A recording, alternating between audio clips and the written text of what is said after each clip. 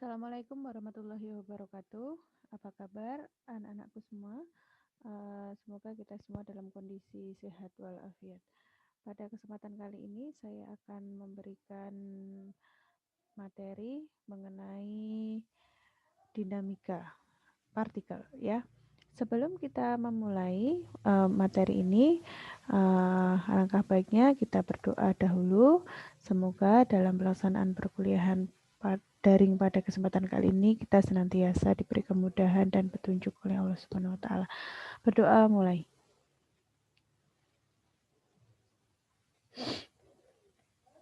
Berdoa selesai. Nah, pada kesempatan kali ini saya akan memberikan materi mengenai dinamika partikel. Tujuan pembelajaran pada kuliah daring kali ini adalah mahasiswa mampu mengetahui dan memahami tentang dinamika partikel dalam ilmu fisika dan mampu menyelesaikan soal-soal mengenai gaya.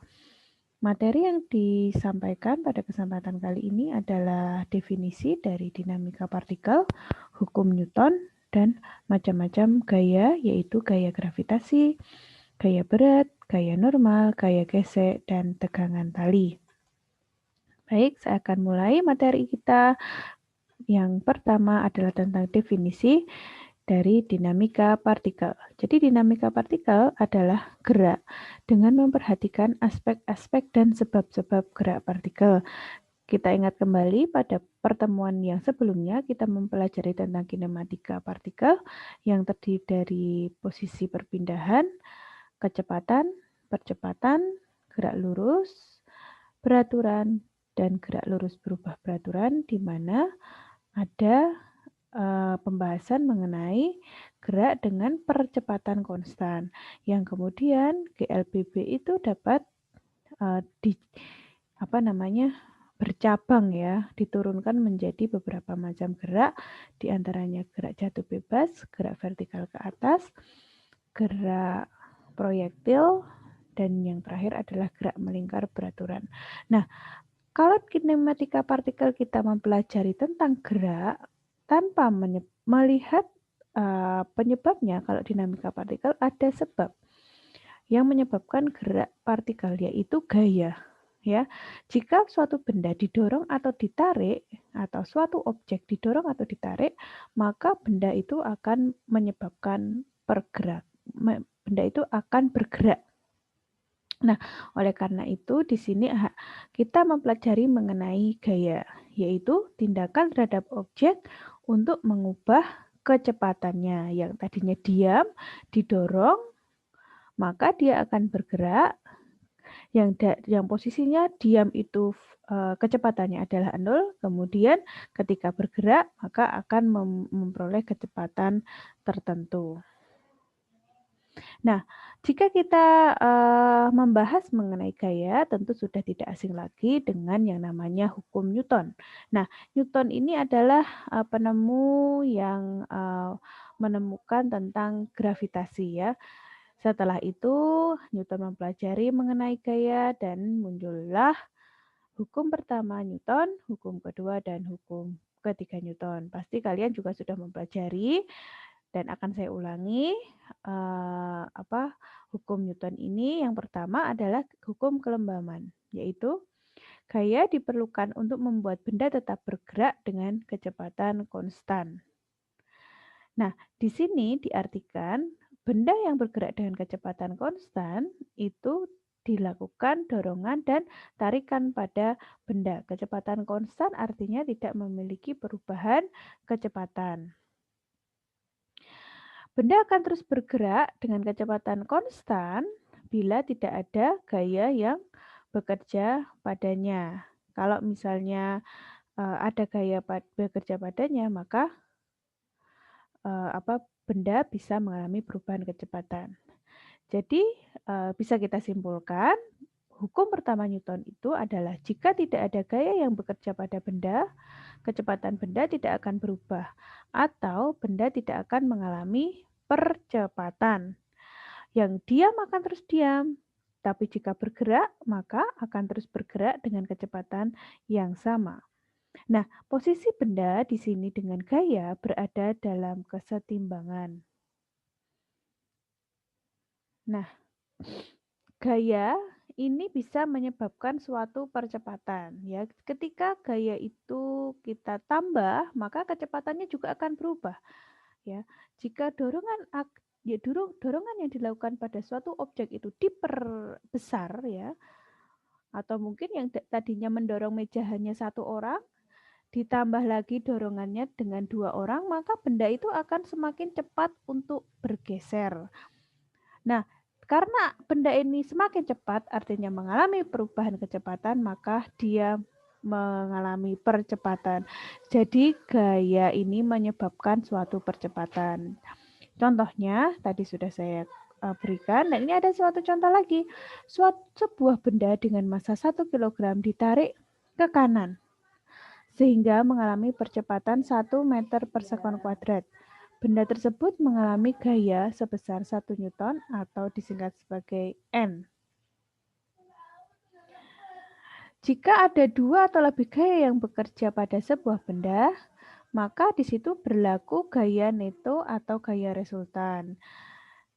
Nah, prinsipnya bagaimana untuk meresultankan gaya? Jadi satu gaya yang memiliki magnitudo itu besar atau nilai dan arah dari gaya resultan memiliki efek yang sama pada benda ya. Jadi ketika kita melakukan resultan gaya, ya gayanya itu kita lihat arahnya juga ya, arahnya dan magnitudonya berapa begitu ya. Nanti akan ada lagi hukum Newton lanjutan mengenai resultan gaya ini. Untuk hukum pertama Newton, kita tegaskan kembali bahwa jika tidak ada gaya yang bekerja pada benda, maka kecepatan tidak akan berubah, yang berarti benda tidak mengalami percepatan. Nah, kemudian jika kita mempelajari tentang gaya, kita juga mempelajari tentang massa, yang merupakan karakteristik intrinsik benda, yaitu otomatis ada pada benda. Ya, semua benda memiliki massa yang dimana merupakan besaran skalar dan merupakan karakteristik yang menghubungkan gaya pada benda dengan percepatan yang dihasilkan. Ya, semakin besar massa suatu benda ketika didorong, maka percepatan yang dihasilkan akan semakin kecil ya. Kalau kita mendorong benda yang berat, maka akan lebih benda itu bergeser akan lebih susah daripada kita menggeser benda yang lebih ringan. Maka dari itu perbandingan antara massa dan percepatan merupakan suatu rasio terbalik ya. Jadi massa itu berbanding lurus dengan kebalikan percepatan, atau massa dan percepatan itu perbandingannya terbalik ya. Mx per Mo sama dengan AO per AX. Nah, lanjut ke hukum kedua Newton. Di sini sudah kita membahas tentang percepatan, tentang massa. Kemudian hukum kedua Newton ini merupakan gaya neto pada benda sebanding dengan hasil kali massa dan percepatannya. Di mana F neto itu diformulasikan sebagai M kali A. Nah, jika kita letakkan pada sumbu koordinat X, Y, Z, Fx sama dengan M kali Ax, Fy sama dengan M kali Ay, dan Fz sama dengan M kali Az. Komponen percepatan pada sumbu tertentu hanya disebabkan oleh jumlah gaya pada sepanjang sumbu yang sama, tidak disebabkan oleh gaya di sepanjang sumbu yang lain. Gaya dari luar sistem disebut gaya eksternal. Gaya yang bekerja di antara dua benda di dalam suatu sistem disebut gaya internal.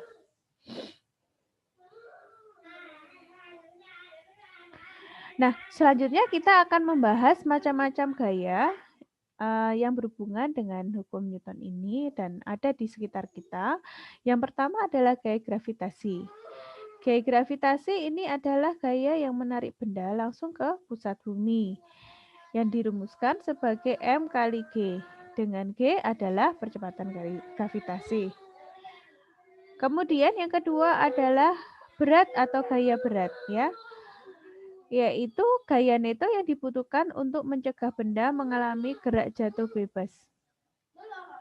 Berat W suatu benda adalah sama dengan gaya gravitasi pada benda, yaitu W sama dengan Fg, W sama dengan M kali G.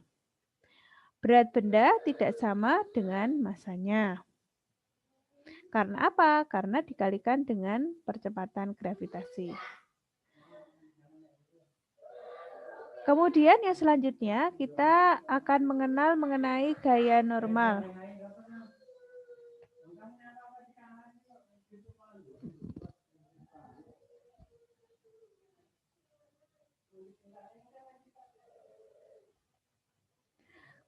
Gaya normal di sini adalah ketika gaya yang berkebalikan dengan gaya gravitasi ya. Di sini kita lihat gambarnya ya. Yang terjadi bagaimana? Yaitu ketika suatu balok atau suatu benda ya menekan dari suatu permukaan, maka sebenarnya akan ada suatu perubahan pada permukaan benda, walaupun tidak tampak ya, tidak selalu tampak karena kecil sekali. Dan mendorong benda dengan gaya normal Fn yang arahnya tegak lurus terhadap permukaan.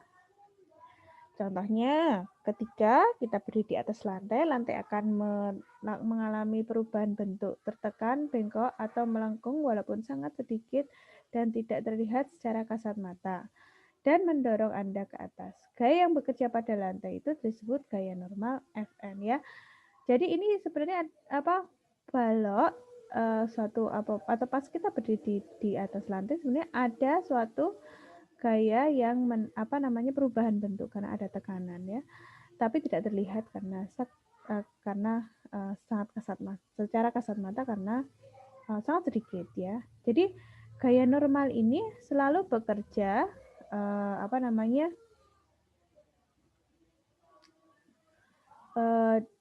kalau di sini ada Fg, maka lurus di atasnya ini adalah Fn ya. Asal asal kata normal berarti adalah tegak lurus. Artinya gaya yang bekerja pada benda tegak lurus terhadap lantai yang dirumuskan sebagai Fn dikurangi Fg sama dengan M kali G. M kali A. Jika benda tidak mengalami percepatan, maka Fn sama dengan Fg. Perhatikan arahnya ya, di sini Fg berlawanan di sini adalah Fn. Ya, tidak mungkin Fn itu miring seperti ini, tidak mungkin ya. Fn jatuh lurus dari Fg, arahnya berkebalikan. Yang selanjutnya adalah gesekan, yaitu gaya gesek atau gesekan F, yaitu gaya yang dapat menahan benda saat benda tersebut meluncur di permukaan.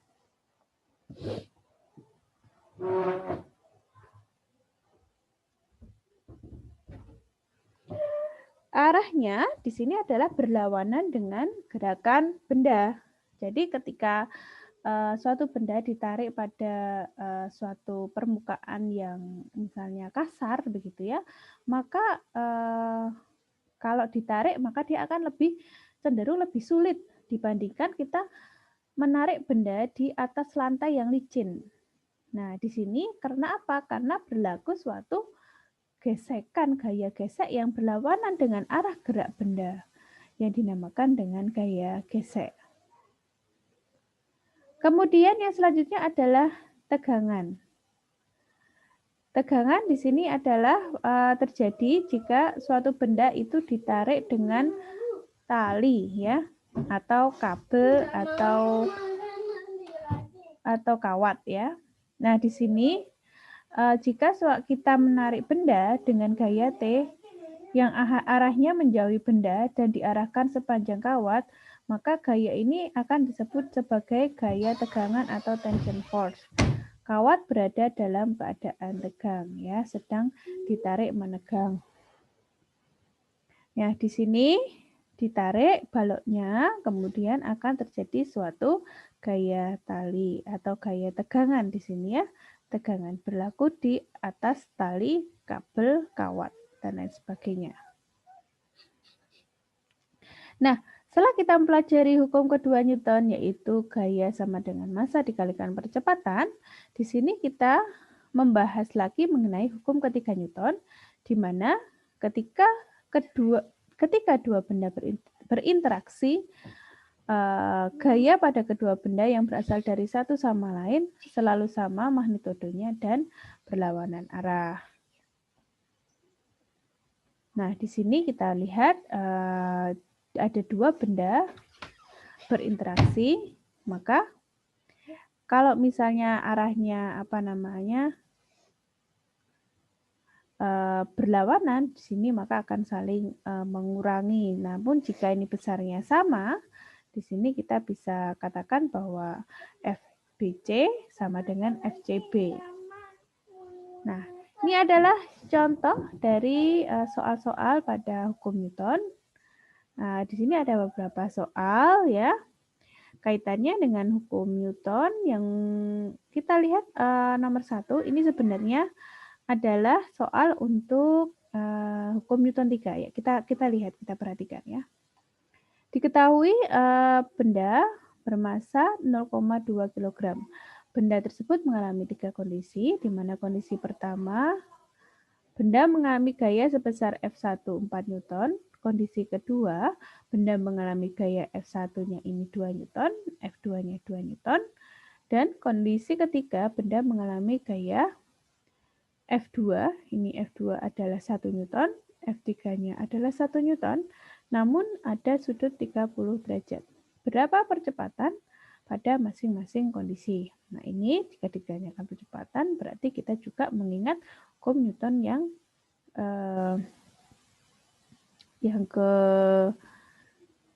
kedua ya. Coba kita kita lihat ini bagaimana mengerjakan soalnya ya.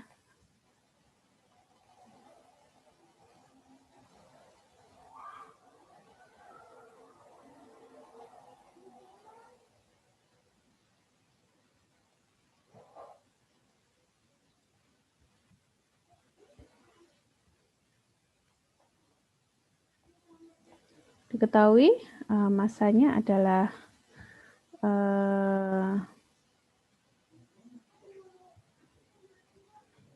2 kg, kondisi 1.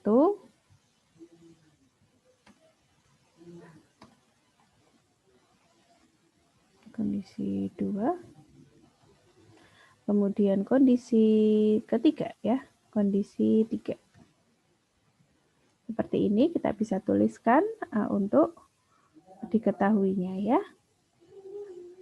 M begini. Kemudian menulis yang rapi gitu ya, supaya mudah dipahami.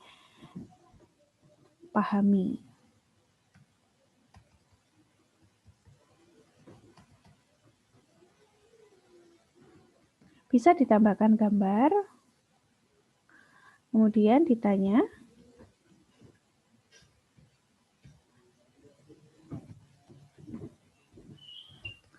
berapa percepatannya?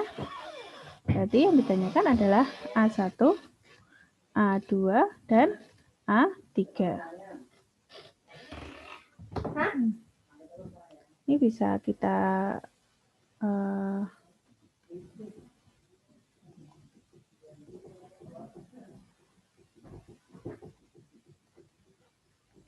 nggak bisa dipindah ya gambarnya ya. Oke, kemudian kita jawab di sini ya. Bisa disertakan gambar ya, jawab. Yang saya tulis yang 1 atau A ya, yang A. Bagaimana menghitung A1? Maka ya kita tuliskan rumusnya F sama dengan M kali A. Nah, F1 sama dengan M1 dikalikan dengan A. Sudah saja ya mencarinya, berarti A sama dengan F1 dibagi dengan M1. Berapa hasilnya? Yaitu A sama dengan 4 dibagi dengan 0,2. Jadi hanya bisa dihitung. Nah, bagaimana dengan yang B? Yang B, ada resultan gaya yang berlaku di situ, yang satu arahnya ke kanan, yang satu arahnya ke kiri, maka di sini berlaku F neto yang kedua sama dengan F1 arahnya ke kanan, F2 arahnya ke kiri. Oh, ini berarti F1 4 Newton ya. Yaitu F2, F1-nya 4 dikurangi dengan F1 dikurangi dengan F2. Sama dengan 4 Newton dikurangi dengan 2 Newton sama dengan 2 Newton ya. Seperti ini.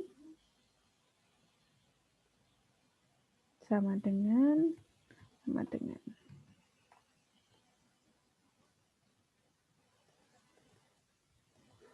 Nah, seperti ini.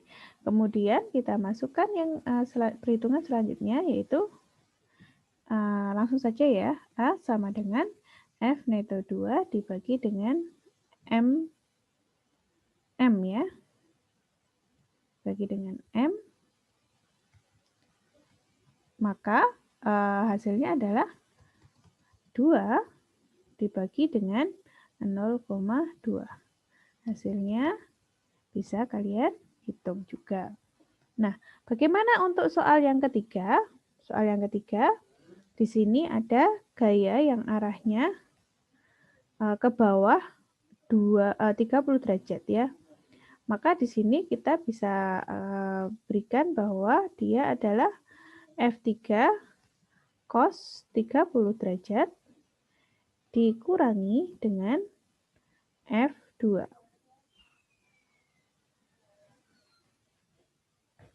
Yaitu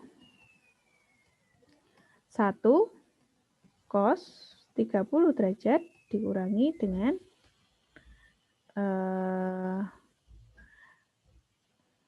2. Hasilnya sama dengan titik-titik. Kemudian A-nya adalah F neto 3 dibagi dengan M. Kalian bisa hitung nanti untuk latihan di rumah ya. Hasilnya berapa? Jangan lupa memberikan satuan yaitu meter per sekon kuadrat. Ya, di sini juga diberikan satuan Newton per meter per sekon kuadrat.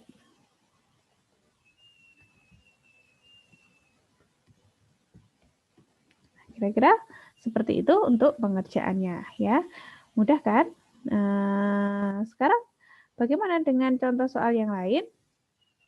Nah, di sini saya akan memberikan contoh soal yang kedua.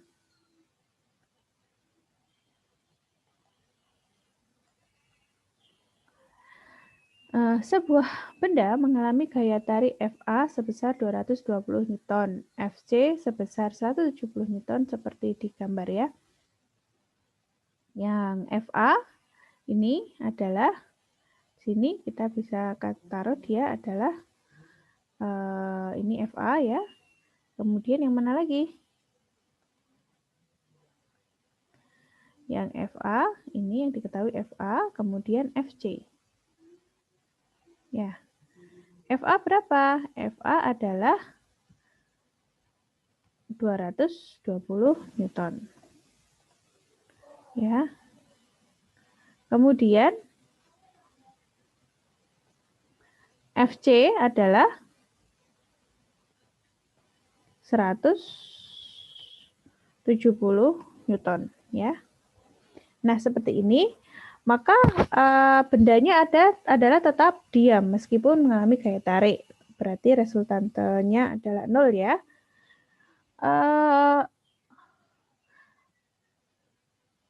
Berapakah magnitudo gaya pada FB ya? Yang ditanyakan adalah yang ini. Yang ini berarti yang ditanyakan berapa ini ya.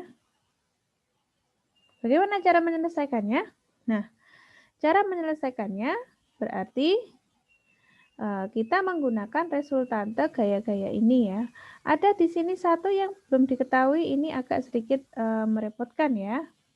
Nah, bagaimana cara mengerjakan ketika ada salah satu sudut yang tidak diketahui? Maka kita bisa menggunakan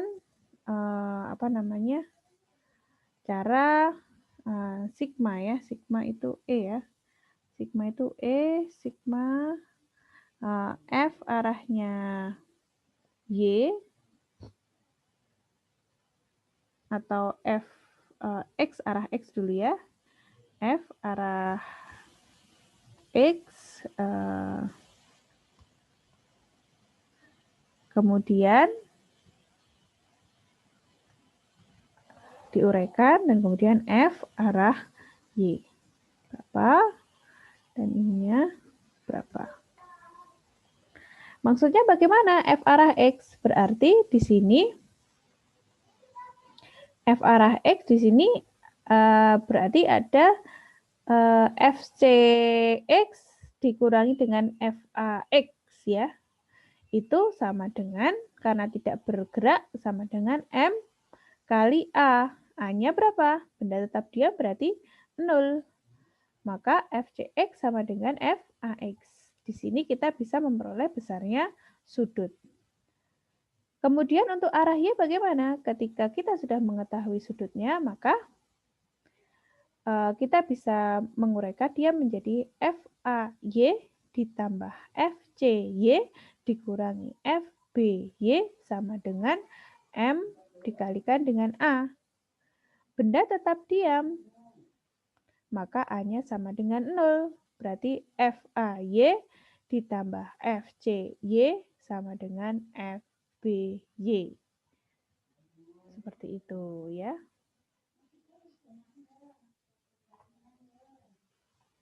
Mari kita lihat slide selanjutnya.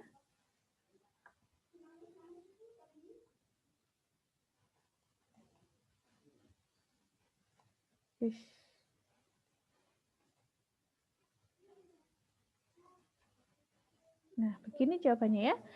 Ini yang arah X, yaitu FA cos 47 dan FC cos theta. Di sini kita akan menghasilkan sudutnya. Kemudian di sini arah Y sudah, kemudian kita bisa ganti dia menjadi arah X. Ini arah X, kita bisa ganti dia ke arah Y seperti yang telah saya jelaskan sebelumnya ya. Seperti itu. Nah, kalian bisa melanjutkan latihan-latihan soal yang ada pada slide ini, yaitu nomor 3, nomor 4, nomor 5, dan nomor 6, ya. Ditambah dengan soal yang nomor 1 dan nomor 2 diselesaikan. Kemudian dituliskan sebagai tugas pada pertemuan hari ini, ya. Jadi, materi dari pertemuan kali ini sampai di sini. Ya, akan saya berikan kesimpulan bahwa di sini kita mempelajari tentang gaya, yaitu adalah dorongan penyebab partikel itu bergerak, yaitu dorongan atau tarikan pada benda itu gaya. Kemudian ada hukum pertama Newton, hukum kedua Newton, dan hukum ketiga Newton. Kemudian macam-macam gaya, ada gaya gravitasi, berat, gaya normal, gesek, tegangan. Kemudian ada latihan soal yang telah diberikan. Sekian materi perkuliahan daring pada kesempatan kali ini. Apabila banyak kekurangan, saya mohon maaf ya sebesar-besarnya. Wabillahi taufiq wal hidayah. Assalamualaikum warahmatullahi wabarakatuh.